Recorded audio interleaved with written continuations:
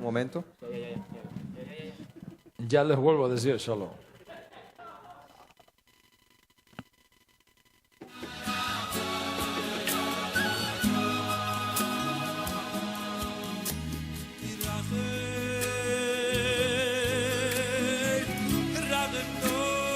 Rajem. Misericordia.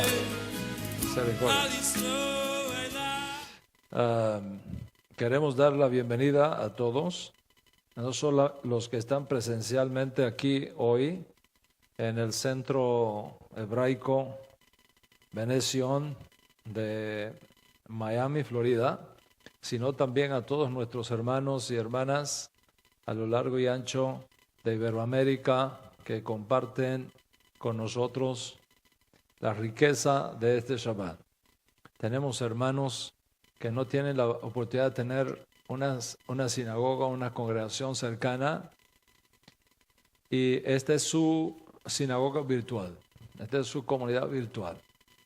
Y hermanos que no pueden tenerme a mí presente con ellos, y me pierdo yo ese honor, y que están conectados con nosotros en esta hora para, como una sola familia, en Ejad, disfrutar de la enseñanza de la Torah que enviamos al mundo cada semana. Hoy estamos a 23 de Kislev, ya para entrar a 24, la víspera de Hanukkah, 5776, y estamos, por la gracia del Eterno, listos para compartir la séptima clase de la serie ¿Qué tan seguro estás que Yeshua es el Mesías? ¿Qué tan seguro tú estás que Yeshua es el Mesías? Si tú has escuchado las 6 conferencias previas, podrás entender muchísimo mejor esta séptima. Pero si por alguna razón te has perdido las conferencias anteriores, te animo a que las escuches y las veas. Todavía están en el aire, todavía están en live stream, en la librería de live stream. Y te animo a que las escuches, las estudies, porque todo lo que voy a enseñar hoy acá está fundamentado en lo que ya hemos estudiado previamente en las 6 clases previas anteriores. ¿Qué tan seguro estás que Yeshua es el Mesías?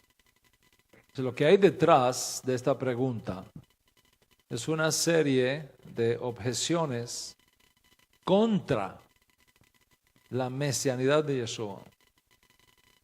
¿Por qué? Porque según los profetas hebreos, el Mesías está supuesto a eliminar las guerras, la muerte, las enfermedades, el hambre, etc. Si nosotros miramos la historia retrospectivamente, desde los días de Yeshua hasta nuestros días, es evidente que Yeshua no ha eliminado las guerras. Hay guerras en el mundo, porque la estamos viendo por todos lados. Yeshua no ha eliminado la muerte, la vemos todos los días. Yeshua no ha eliminado el hambre. Hay hambre en el mundo.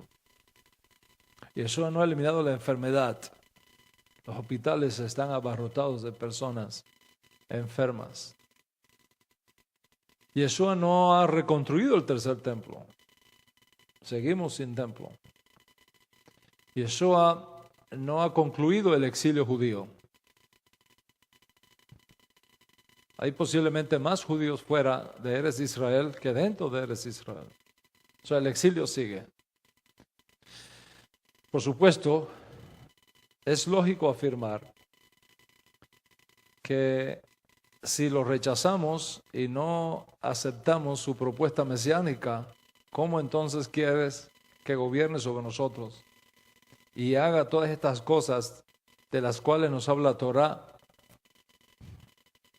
que tiene el Mesías que hacer? O sea, ¿cómo podemos exigirle a Yeshua que haga todas estas cosas cuando le hemos dicho en el rostro, ¿quién te ha puesto sobre nosotros como gobernante y juez?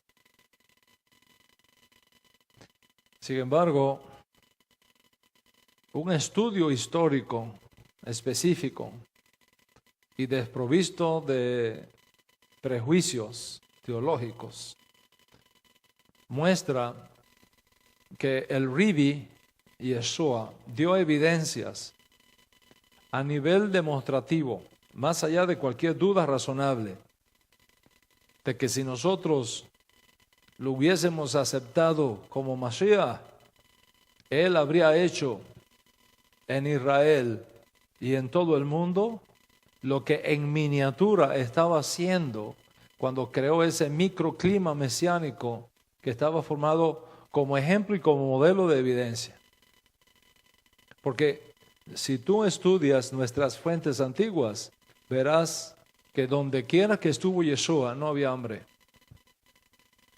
Donde estuvo Yeshua no había enfermedad. Donde estaba Yeshua no había demonios. Donde estaba Yeshua no había muerte. Los enfermos son limpiados, los ciegos ven, los cojos andan, los pobres son bendecidos, los alejados de la Torá están regresando. Y a esos que en sus días tenían en su mano la autoridad para declararlo Mashiach, lo rechazaron. Lo rechazaron por intereses políticos. Como dijo el Cohen Gadol de aquel año, no sea que vengan los romanos y destruyan este lugar y nosotros nos quedemos sin trabajo. El propio Yeshua dijo a los gobernantes de su generación, los que dirigían o maldirigían al país de Israel en aquellos días, los publicanos y las rameras están regresando a la Torá y se están encaminando hacia el Malhut HaShamayim. Y ustedes, viendo esto, no hacéis teshuvá para creer en la promesa de la redención que yo les he traído. En otras palabras, no están dando crédito a las evidencias. ¿Por qué? Dijo Yeshua, porque en ustedes se está cumpliendo lo que dijo el profeta. Este pueblo de labios me honra, pero su corazón lejos está de mí. Porque están buscando su propia gloria y sus propios beneficios personales, no la gloria única del único Dios altísimo, verdadero, el Dios de Abraham, de Isaac y Jacob, el Dios de Yeshua. Y entonces salieron de los labios del Rivi aquellas famosas palabras: no podéis servir a Dios y a Mamón. No podéis servir al Dios de las riquezas y al Dios de los intereses materiales, como era creído en aquellos días, y al Dios de Israel. Así que tenemos que Yeshua vino con el plan A. ¿Cuál es el plan A? El establecimiento en sus días de la edad mesiánica. Al no ser aceptado, se movió al plan B. Si lo hubiésemos aceptado, lo habría hecho. Pero lo rechazamos, lo alejamos de nosotros, lo entregamos a los romanos. ¿Qué quieres entonces? Como dice el Midrash, que tome la montaña de Sinaí y la levante sobre todos nosotros y nos diga: si no me aceptan, los entierro a todos aquí, bajo esta montaña. ¿Qué hizo? El Mashiach es un caballero de dignidad. Es un varón de la tribu de Judá, de la casa de David, con dignidad. ¿Y qué hizo? Se retiró. Se ocultó de nosotros. Porque aquella generación no era digna de recibir la redención prometida. Y dejó esa oferta a una nueva generación de judíos que haga realmente teshuvá, que sea digna de verle el rostro. Y Yeshua lo dijo: ustedes no me van a ver más. No me van a ver más el rostro. Me voy a esconder de ustedes. No me van a ver más. Hasta que digáis: bendito el que viene en el nombre del Eterno. O sea, no hemos terminado de decir esto, de afirmar esto, que es totalmente razonable que es totalmente creíble cuando ahí mismo nos levantan otra objeción. ¿Dónde está en el Tanaj que el Mesías viene, se retira y reaparece? ¿Dónde tal cosa se ha enseñado alguna vez en el judaísmo? ¿Cómo explican entonces que los judíos del primer siglo, estudiantes y seguidores de Yeshua, interpretan su ocultamiento fundamentados en un entendimiento que tuvieron de la Torá cuando fueron enfrentados con esa realidad, para decir que el Mashiach apareció, se escondió y aparecerá otra vez? Lo interpretaron diciendo, es una estrategia. Eso fue una estrategia de los fundadores del cristianismo. Ellos le dijeron al pueblo que Jesús era el Mesías, pero como no cumplió nada de lo que está supuesto que el Mesías cumpla, entonces para corregir el error inventaron la teoría de las dos apariciones del Mesías. Uno que viene, se esconde y regresa otra vez. Eso es totalmente falso, nos dicen. ¿Dónde está en el Tanaj tal cosa?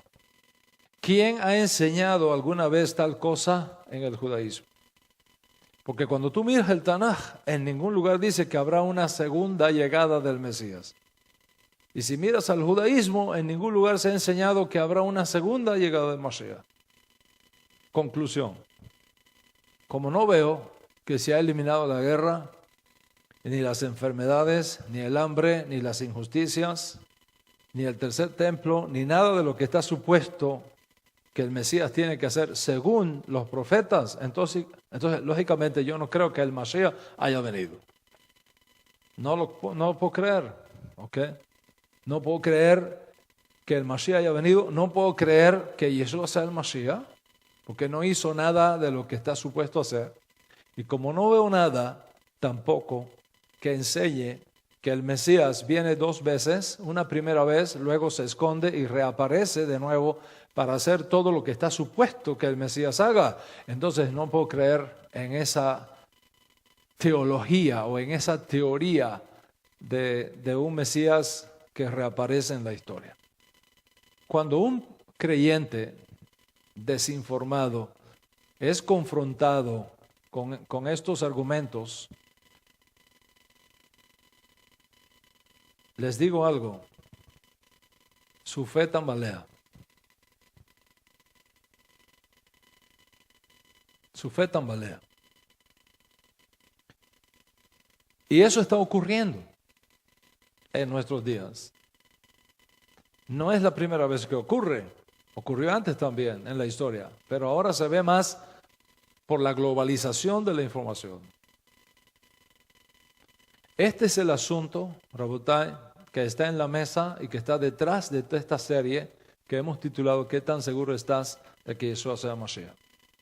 En mi clase pasada, yo no sé si ustedes la pudieron ver acá, porque se transmitió online. ¿Okay? De hecho, les voy a invitar a todos los que quieran quedarse después de la conferencia de esta tarde. Creo que Abdalá es a las 5:23 de la tarde, hoy, ¿no? O 5:33, algo así. 5:23 es la apertura y 6 y algo. A las 6:07 aquí en Miami, donde estamos en Abdalá. En New York es mucho más temprano. En New York creo que es una hora antes. Son una hora más jóvenes que nosotros. O al revés, ¿cómo es?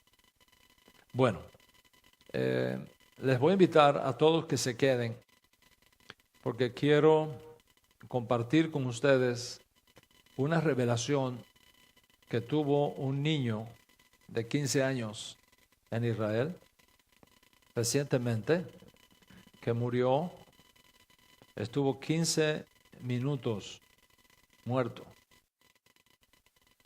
15 minutos muerto. Y luego regresa. Y él nos cuenta qué vivió y qué experimentó en esos 15 minutos con respecto a Mashiach. Y en este testimonio le vamos a oír decir que el Mashiach es alguien bien conocido. No da el nombre. Dice, el Mashiach es alguien bien conocido.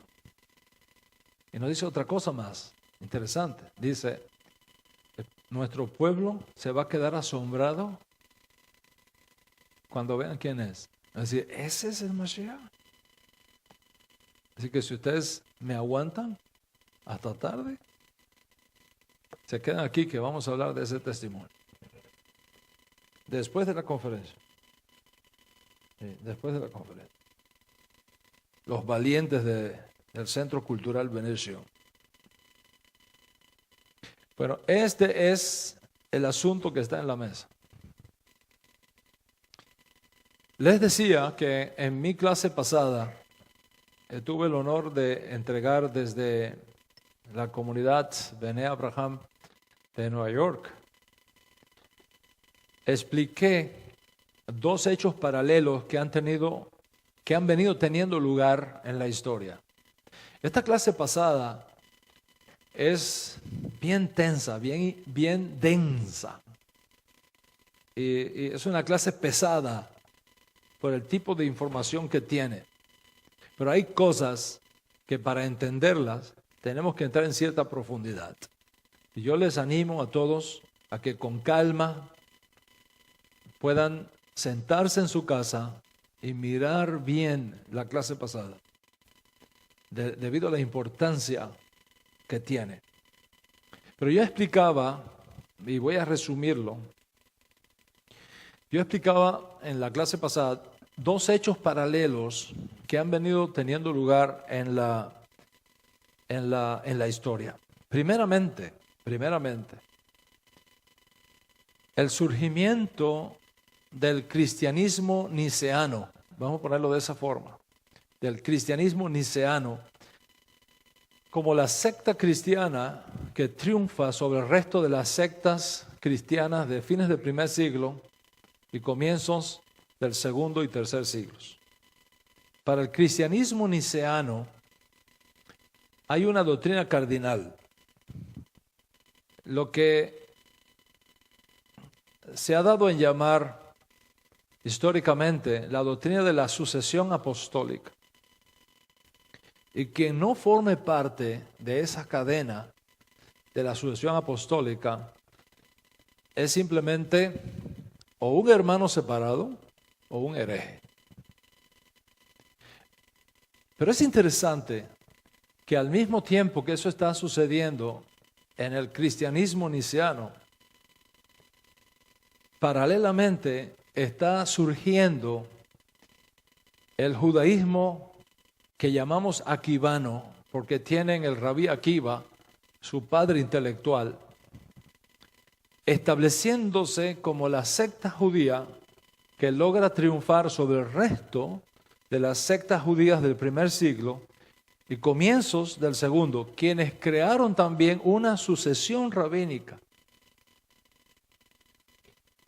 Entonces es muy interesante, porque así como el cristianismo niceano creó la sucesión apostólica, y quien no forme parte de esa línea, de esa cadena de sucesión apostólica, es un hereje, es un sectario, se ha ido, ha abandonado el camino central.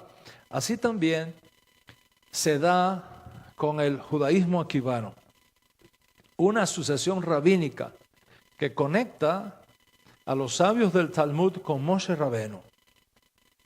Y por tanto, toda creencia o toda práctica judía que no se ajusta a los principios y postulados del judaísmo aquivano vía la Mishnah, vía el Talmud, se ha desviado del camino y es visto como una secta que se ha desviado del judaísmo.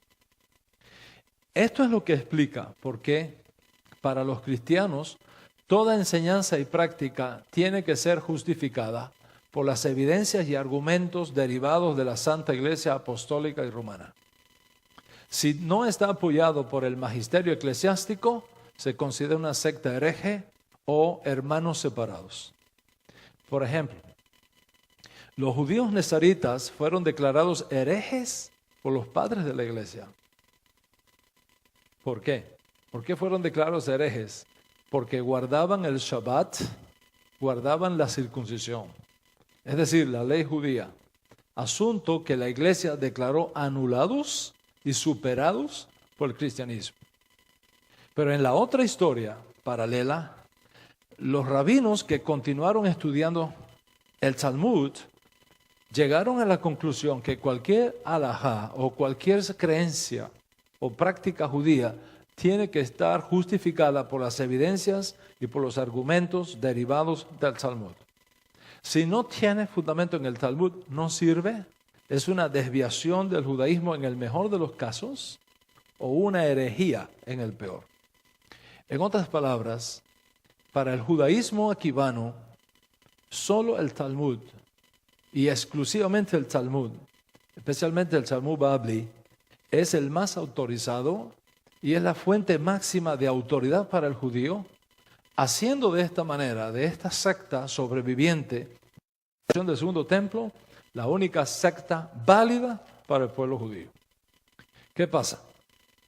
Luego de varios siglos de encontrar solamente en el Talmud Babli respuestas a las preguntas, era lógico que su autoridad se fuera imponiendo en todo el mundo judío de la época. Como dice el dicho popular, crea fama y acuéstate a dormir. Una vez el pueblo judío se acostumbró a buscar respuestas a sus preguntas y encontrar respuestas a sus inquietudes en el Talmud Babli, comenzó a imponerse por todos lados. Las cosas comienzan a cambiar, no obstante, cuando al paso de los siglos, sin la conclusión del exilio,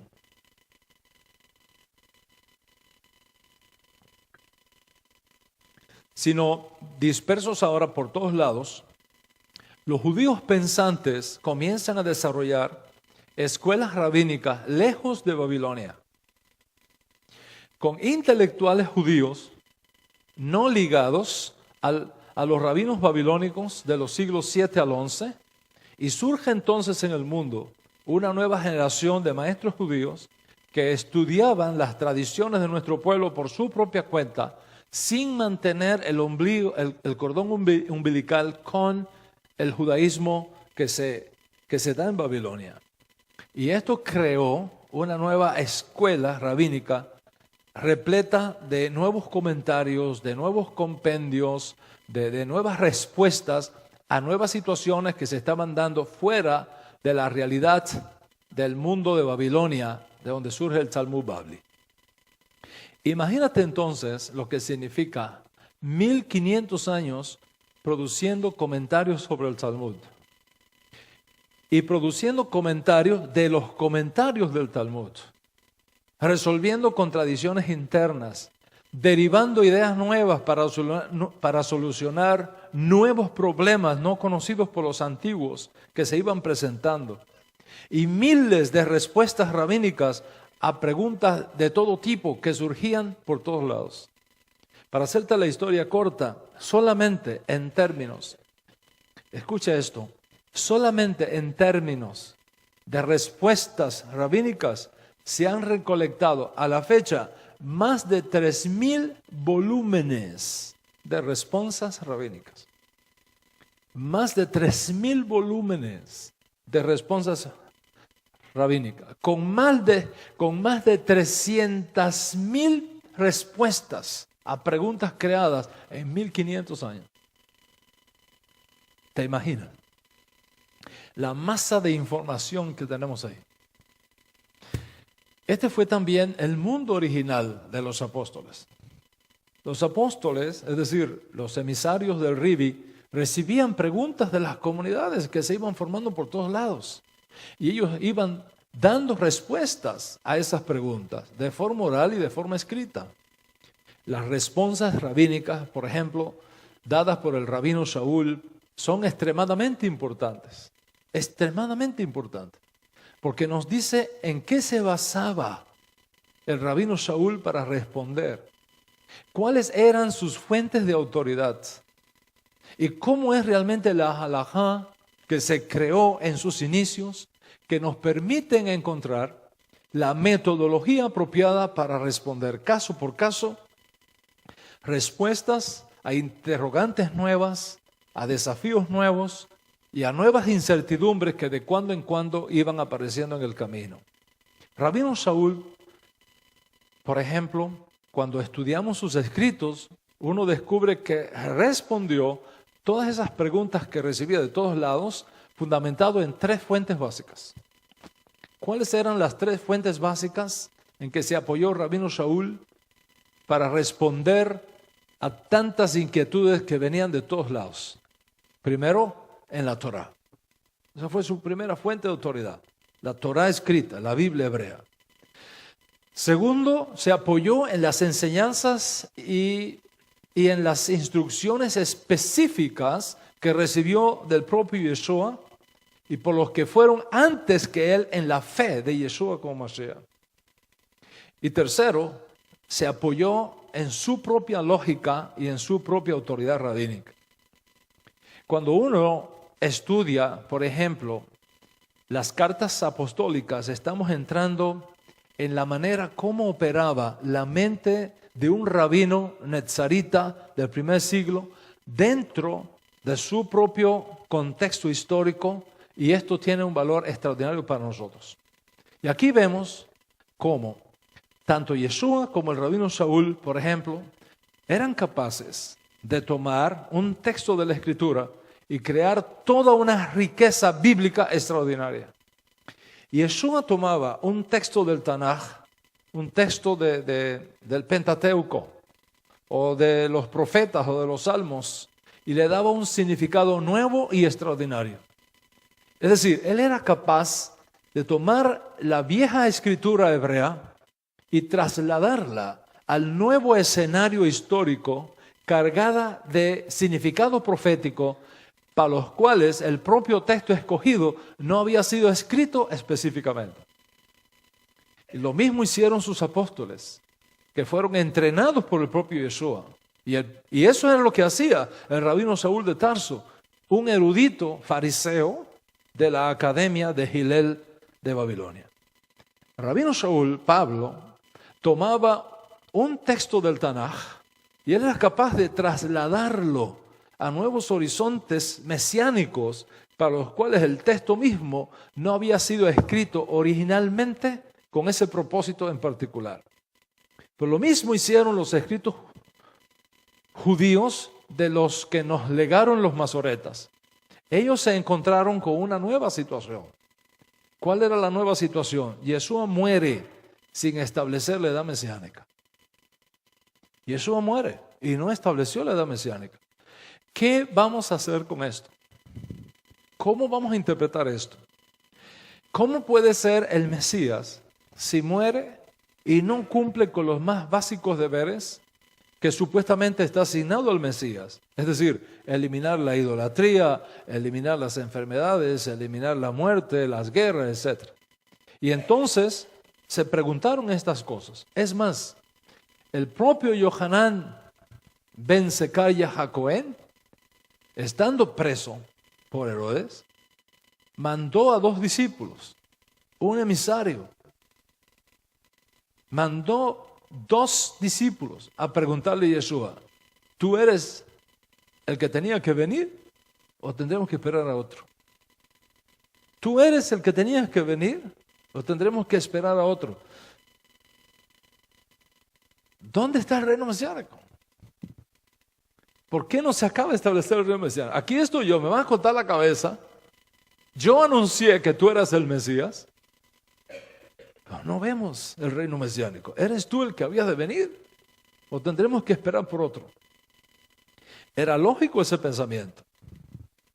Y además de esto, Yeshua se retiró de ellos y prometió aparecer en otro momento, en otra generación de judíos que fuera digno de recibirlo. ¿Cómo es esto? ¿Cómo vamos a interpretar esto? ¿Dónde está tal cosa en el Tanaj? ¿Dónde está esta idea en el judaísmo? Los rabinos babilónicos y los que vinieron después se vieron en las mismas condiciones. ¿Por qué? porque ellos fueron confrontados con nuevas situaciones. Y los rabinos antiguos fueron capaces de tomar un texto y trasladarlo a un nuevo significado, a un nuevo escenario, aplicando el texto en un nuevo sentido para el cual el autor original no lo había escrito. En otras palabras, la mente rabínica, Moray Berrabotai, la mente rabínica entrenada en el estudio de la Torá, es capaz de derivar un nuevo entendimiento de un texto de la Torá que nunca antes había sido conocido de esa manera. Yeshua en sus días lo había dicho de esta forma: un buen maestro de Torá, dijo el Ribi, un buen maestro de Torá es capaz de sacar de la Torá cosas nuevas y cosas viejas. El Zohar, por ejemplo, el compendio más importante de la mística judía, va a decir lo mismo 12 siglos después. Minin hadatin beatikin, que quiere decir sacar palabras nuevas y sacar palabras viejas. Y fundamentado en el método antiguo de interpretación de la Torá, un rabino es capaz de abrir la Escritura, mencionar detalles minúsculos, pero que son extremadamente importantes, que normalmente no son vistos por la mente común y corriente, y crear a partir de allí una revelación de la Torá que te hace arder el corazón. Yeshua era de esa generación de rabinos.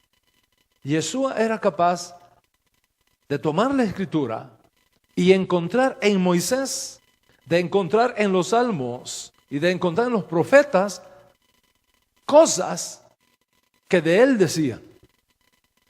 Y cuando sus estudiantes escuchaban esas clases, se quedaban atónitos, con la boca abierta.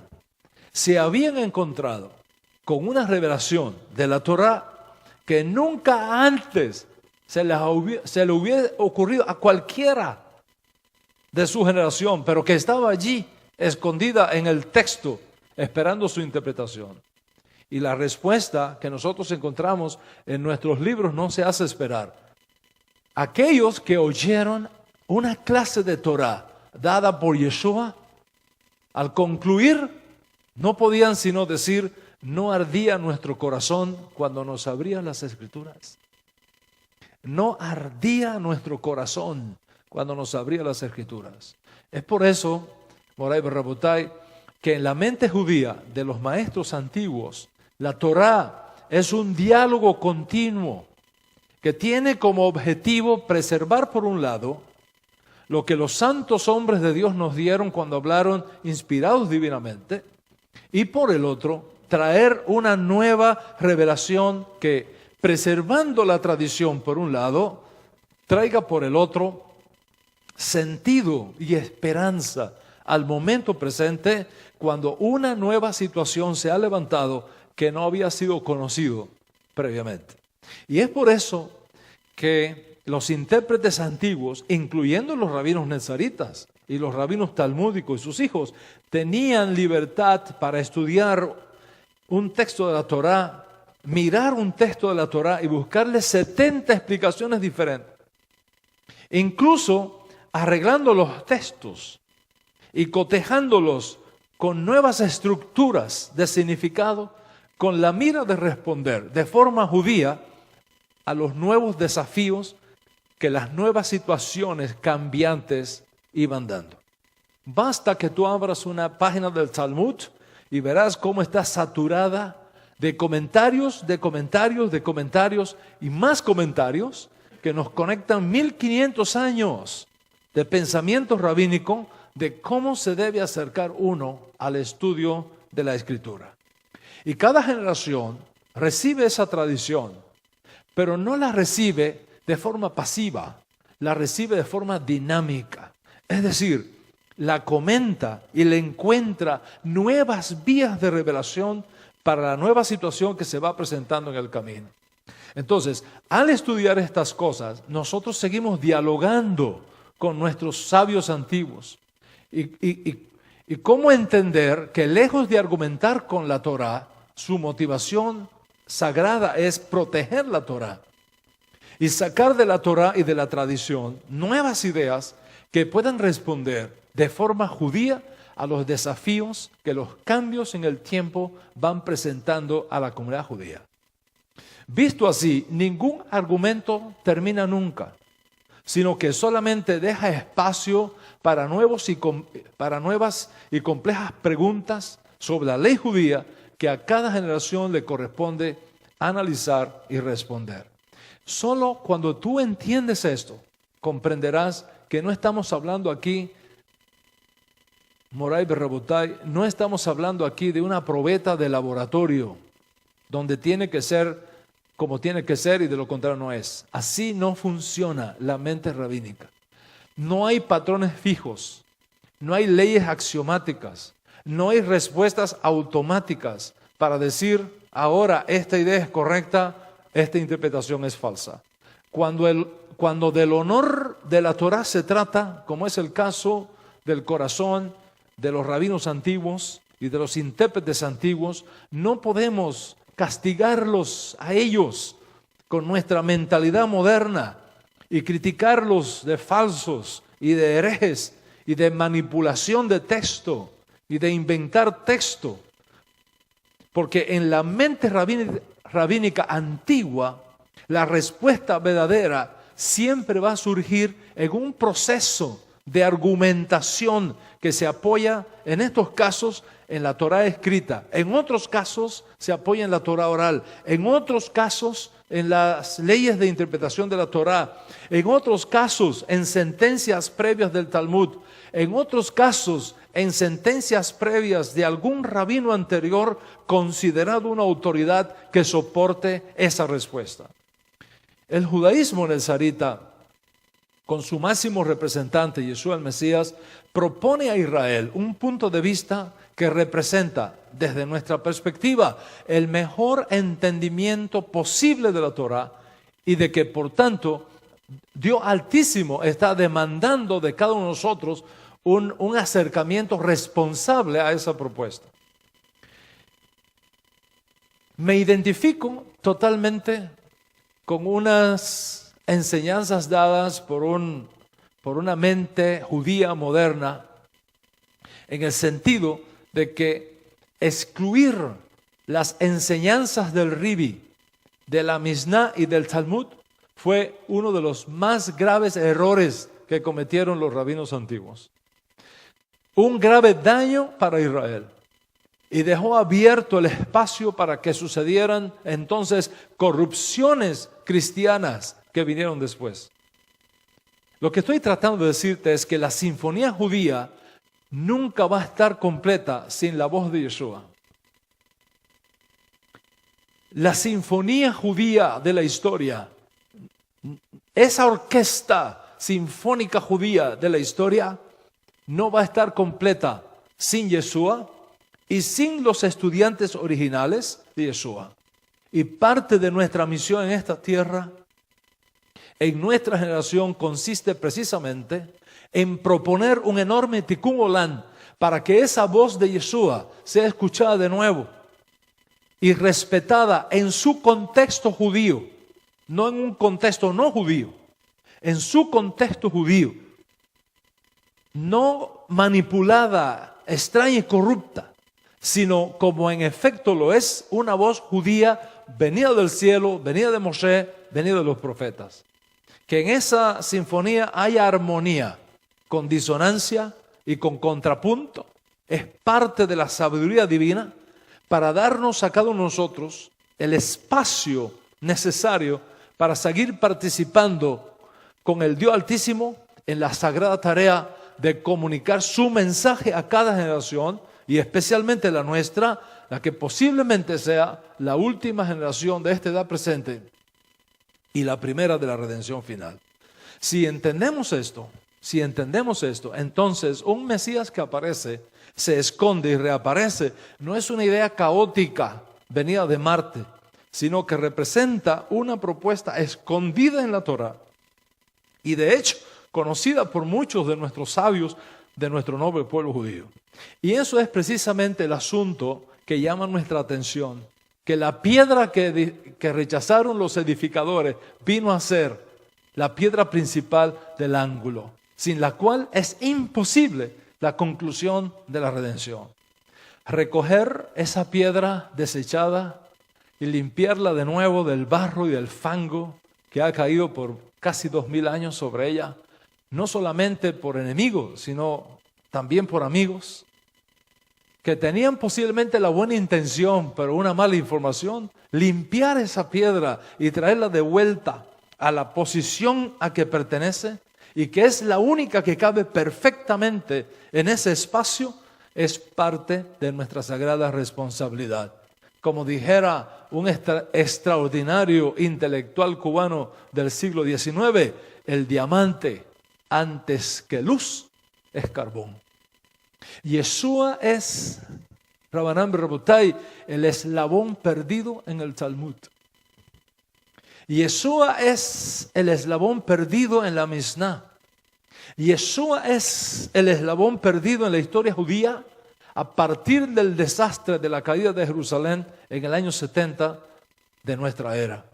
Y este eslabón es la obra divina que necesita de una forma de expresión judía novedosa que no niegue la multiplicidad caótica de muchas de nuestras fuentes textuales, pero que al mismo tiempo, si usamos las herramientas adecuadas, nos va a permitir de nuevo escuchar la voz del Maestro en una vibración, en una energía y en una armonía de redención tan extraordinaria que va a traer a todos, judíos y no judíos, de retorno a sus pies para beber del polvo levantado en su camino al trono de Israel, las riquezas de la Torá pristina que salió de sus labios y que siguió y seguirá siendo siempre nuestra marca maestra y nuestra brújula segura hacia el puerto de la redención final.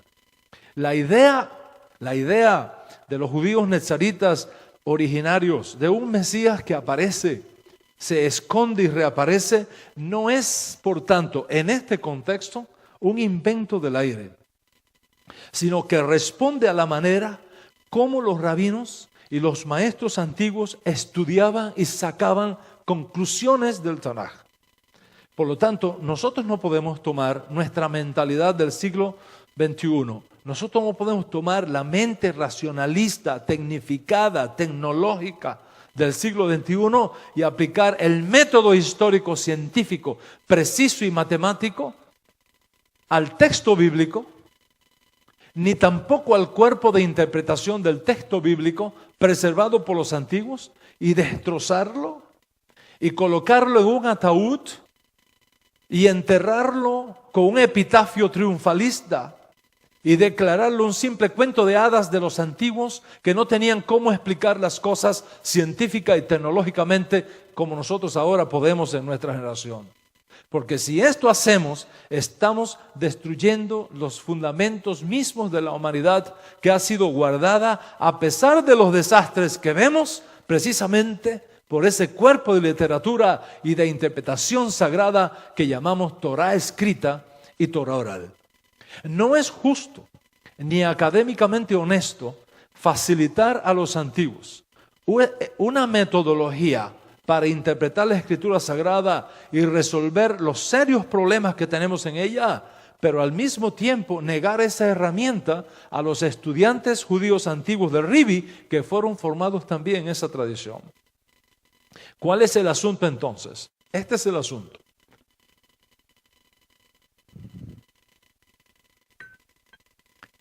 Si Yeshua no cumplió con ninguna de las exigencias mesiánicas evidentes, y si en ningún lugar del Tanaj ni el pensamiento judío subsiste la idea de un Mesías que aparece, desaparece y reaparece de nuevo, ¿cómo puedo aceptar una base confiable y creíble de que Yeshua es el Mesías?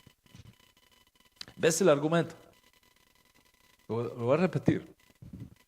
Si Yeshua no cumplió con ninguna de las exigencias mesiánicas evidentes, Y si en ningún lugar del Tanaj, es decir, de la Biblia hebrea, ni en el pensamiento judío subsistiera la idea de un Mesías que aparece, desaparece y reaparece de nuevo, ¿cómo puedo aceptar sobre una base confiable y creíble que Yeshua es el Mesías?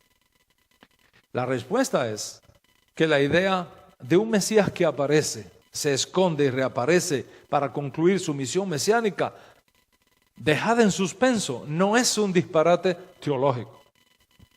No es un invento cristiano a posteriori, ni un argumento desesperado de un grupo que se vio sorprendido en la mentira de haber anunciado a uno que era el Mesías, cuando en realidad fue muerto sin concluir la misión y por lo tanto declararlo un fallido Mesías, o peor aún, tildarlo de un falso Mesías, y que entonces vienen con esta idea de un Mesías que se esconde y reaparece. Para responder a esta importante pregunta es preciso conocer el mundo judío. Es preciso conocer la mente judía. Y es preciso conocer la metodología de los intérpretes antiguos. Porque es dentro de ese mundo, dentro de esa mentalidad y dentro de esa metodología antigua y solamente dentro de ella que la idea de un Mesías que aparece, se esconde y reaparece puede ser comprendida. Permítanme clarificar esto. La forma de citar la escritura hebrea en aquellos tiempos antiguos no es nada extraña para los que conocemos apropiadamente el judaísmo de aquellos días. Lo mismo ocurre con los escritos judíos antiguos que son temática y en tiempo comparables con nuestro código real, como por ejemplo la Misná o los rollos del Mar Muerto o el Talmud, para citar 3 casos específicos que son bien conocidos. En estos escritos, la Misná, los rollos del Mar Muerto, en el Talmud, las citas hechas del Tanaj son tomadas muchas veces de juegos de palabras, usados en formas diferentes, midráshicamente, homiléticamente, alusivamente, simbólicamente o directamente. Les voy a mostrar algunos ejemplos de esta diversidad. Si ustedes tienen su Biblia hebrea y ustedes allá en sus casas o en sus comunidades pueden mirarlo, en Devarim capítulo 6, verso 7. Devarim capítulo 6, verso 7. Les voy a leer lo que allí está escrito. En esta traducción dice así: estas palabras que yo te mando hoy estarán sobre tu corazón y diligentemente las enseñarás a tus hijos y hablarás de ellas cuando te sientes en tu casa y cuando andes por el camino, cuando te acuestes y cuando te levantes. Eso es lo que dice el texto. La pregunta es, ¿cuál es el significado primario de ese texto? ¿Cuál es el significado primario de ese texto? Que esas palabras que el Eterno nos ha dado deben estar con nosotros, tanto al acostarnos como al levantarnos, es decir, tanto de noche como de día. En otras palabras, las 24 horas del día, constantemente. Ese es el sentido simple del texto. ¿Qué os parece que en una discusión rabínica del siglo III se discute si en un periodo de 24 horas el Shema puede ser confesado por primera vez al caer la tarde o al despuntar el alba? Después de mucha discusión, los sabios del Talmud llegan a la conclusión de que en un ciclo de 24 horas, al anochecer se confiesa el Shema la primera vez y al amanecer se confiesa el Shema la segunda vez. ¿Qué evidencia encontraron los rabinos talmúdicos para llegar a esa halajá? El Talmud, en el tratado Berajot 2a, cita de Devarim capítulo 6, verso 7 como un texto prueba para establecer el principio de que el Shema debe ser confesado primero en la noche y luego en la mañana, porque el texto dice al acostarte y al levantarte. En otras palabras, los sabios talmudistas vieron el horario de confesión del Shema en Devarim, capítulo 6, verso 7. Ahí lo vieron, lo cual desde nuestra mentalidad moderna no tiene nada que ver con los horarios para confesar el Shema. ¿Qué otro texto aporta el Talmud para establecer que el Shema debe ser confesado primero en la noche y luego en la mañana y no al revés? El texto de Génesis capítulo 1, verso 3, donde dice, y llamó Dios a la luz día, y fue la tarde y la mañana, día 1. Entonces, los sabios del Talmud, para confirmar su enseñanza, afirman que la frase tarde y mañana, día 1, es una referencia, es una alusión al Shema y al horario y orden en que hay que decirla. Es decir, confesarla primero en la tarde y después en la mañana. Piensa en eso. Piensa en eso. Originalmente, según la misma fuente talmúdica, el Shema consistía solamente de Deuteronomio capítulo 6, verso 4. Eso era todo. Y luego, posiblemente, se acompañaba de la confesión de los 10 mandamientos.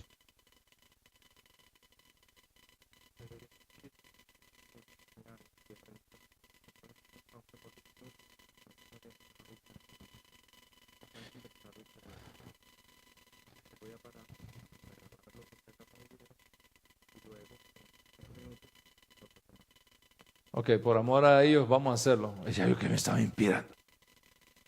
Me están diciendo que está lloviendo mucho afuera, nadie se puede ir. Nadie se puede ir.